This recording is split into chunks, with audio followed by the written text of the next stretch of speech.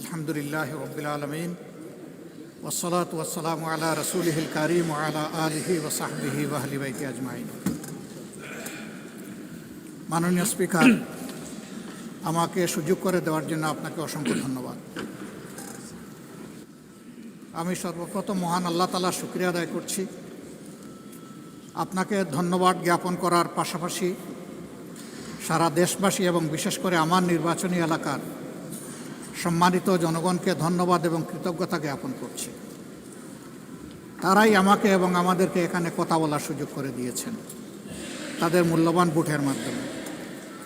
আমি গভীর শ্রদ্ধার সাথে স্মরণ করছি 47, 52, 71, 90 শাপলা চত্বরের সম্মানিত শহীদবৃন্দকে এবং ফ্যাসিস্ট আমলে 15.5 বছর যারা নির্যাতিত হয়ে দুনিয়া থেকে বিদায় নিয়েছেন, লড়াই করেছেন, আহত হয়েছেন, পঙ্গু হয়েছেন, আয়নাগরের বন্দী হয়েছেন, বিভিন্নভাবে যারা নিগৃহীত হয়েছেন, বিশেষভাবে আমি গভীর শ্রদ্ধার সাথে স্মরণ করছি 24 জুলাইয়ে যারা বুক চিতিয়ে লড়াই করে আমাদেরকে আজকের এই সংসদ গঠন করার সুযোগ তৈরি করে দিয়েছেন।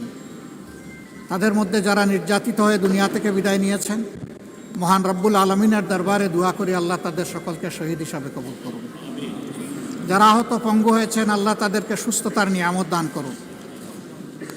আমরা সকলের প্রতি গভীর শ্রদ্ধাশীল, কৃতজ্ঞ, ঋণী। আজকের এই সংসদ গতানুগতিক কোনো সংসদ নয়, এটা 24 রক্তের উপর দাঁড়িয়ে থাকা একটি সংসদ। আজকে আপনি এই মহান সংসদের স্পিকার বা অভিভাবক নির্বাচিত হয়েছেন এবং আপনার সাথে ডেপুটি স্পিকার হিসেবে জনাব কায়সার কামাল সাহেব নির্বাচিত হয়েছেন। আমরা দুইজনকেই অভিনন্দন জানাই। মাননীয় স্পিকার, বাংলাদেশের স্বাধীনতার পরপর 55টি বৎসর আমরা অতিক্রম করে এসেছি। এই দেশের সংসদ এবং সংসদীয় রাজনীতি সত্যিকার অর্থে খুব কম সময়ে কার্যকর ছিল। অল্প যেটুকু সময় ছিল জনগণ তার সুবিধা পেয়েছে। বেশিরভাগ সময় ফ্যাসিজমের কবলে পড়ে এই সংসদ ছিল অনেকটা দামি সংসদ, অকার্যকর। এবং আপনি যে বিরল সম্মানে আজকে ভূষিত হয়েছেন, এই জায়গায় অভিভাবকত্বের দায়িত্ব যারা পালন করেছেন অতীতে, তারা নিজের উপর, সংসদের উপর, দেশবাসীর উপর, গণতন্ত্রের উপর, মানুষের অধিকারের উপর তারা সুবিচার অনেকেই করতে পারেননি।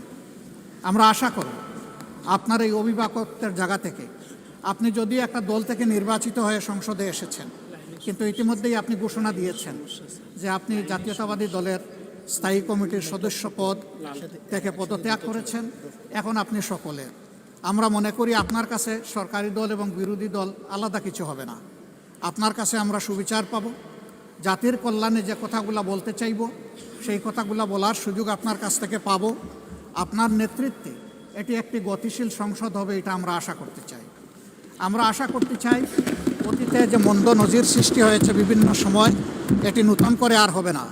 আজকের এই সংসদে অনেক তরুণ সদস্য এখানে আজকে এসেছেন। আমিও বয়সে একটু বেশি হলেও আমিও তরুণ। আমার জীবনে এটা প্রথমে এই সংসদে ঢোকা, সুতরাং আমিও তরুণদের একজন। সেই তরুণরা যারা এখানে প্রাজ্ঞ আছেন, অতীতে যারা এই মহান সংসদের সদস্য বারবার নির্বাচিত হয়েছেন, তাদের কাছ থেকে আমরা ভালো কিছু শিখব। আমরা অতীতের সংসদগুলোতে দেখেছি এখানে দেশের মানুষের কল্যাণ বিবেচনায় আলোচনা না হয়ে মানুষের চরিত্র হননের জন্য এখানে বিপুল সময় ব্যয় করা হয়েছে। আমি আপনাকে বিনীতভাবে অনুরোধ করব, এই সংসদ যেন কারো চরিত্র হননের কেন্দ্রে পরিণত না হয়। আপনার কাছ থেকে কেউ সামান্যতম সুযোগও যেন এই ব্যাপারে না পায়। আমরা চাই এই সংসদ শুধুমাত্র জনকল্যাণে প্রতিষ্ঠিত হবে এবং পরিচালিত হবে। আমি আস্থাশীল, গভীর আস্থাশীল, আপনি একজন লড়াকু মুক্তিযোদ্ধা, আপনি পারবেন ইনশাআল্লাহ এই সংসদকে সফলভাবে নেতৃত্ব দিতে। আমরা আপনার সঙ্গত প্রত্যেকটি বিষয়ে কথা দিচ্ছি, আমরা আপনাকে সমর্থন দিব, সহযোগিতা দিব, আপনার জন্য দোয়া করব। আমরা আপনার কাছ থেকে শুধু ইনসাফ আশা করব। আপনি যদি এই সংসদের উপর ইনসাফ করেন, তাহলে 18 কোটি মানুষের উপর ইনসাফ করা হবে। কারণ রাষ্ট্রের গুরুত্বপূর্ণ 3টি অঙ্গের এটি হচ্ছে সবচেয়ে গুরুত্বপূর্ণ অঙ্গ। এই অঙ্গটা যখন সুস্থ সবলভাবে পরিচালিত হবে, বাকি 2টা অঙ্গ সরাসরি সেইভাবেই কাজ করবে। মাননীয় স্পিকার, আবারও বলি, জুলাইয়ের রক্তের উপর দাঁড়িয়ে এই সংসদ। জুলাইয়ের একটা প্রত্যাশা ছিল, একটা মাত্র স্লোগান ছিল, উই ওয়ান্ট জাস্টিস। আমি আবার এটা এখন উচ্চারণ করলাম, উই ওয়ান্ট জাস্টিস।